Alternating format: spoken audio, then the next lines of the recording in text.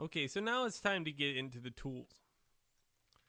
Because we've been utilizing all these, but we have not been utilizing any of these. And I introduce these very small increments at a time within the classroom because there's a lot to this, really. And if you get them all mixed up, you'll never understand the purpose of them.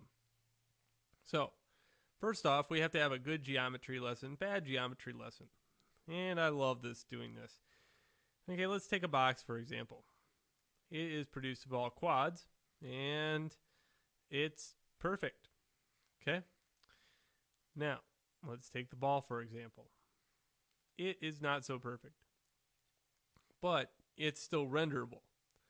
But other than that, later on down the road, when we deal with like other programs, this ball could be problematic because of the extraordinary vertice at the top of the thing.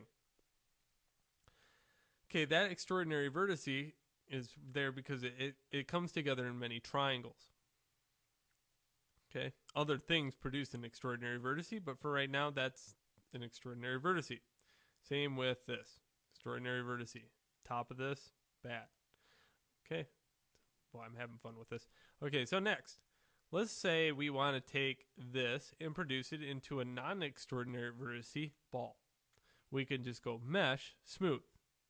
Okay, G on the keyboard's last command, and voila, you have a good ball. While making a good ball and holding G all day long, you'll see that I have these things that are popping up over here. These are history. Okay? And you can go into the history and say, knock the divisions back down to 0, and you'll get one lower subdivision.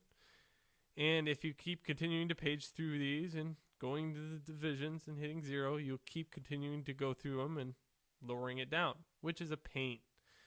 Okay, but the point is, these can also be used as an undo later on. Also, they store a lot of stuff in memory. Hold Control Z a couple times so it's smooth. And I have all my history back.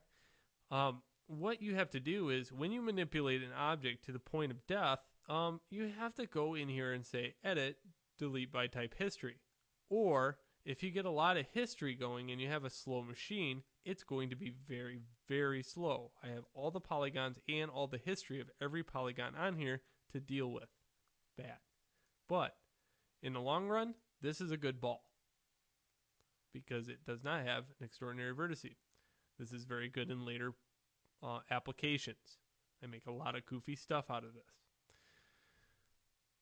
All right, next, let's take a cube.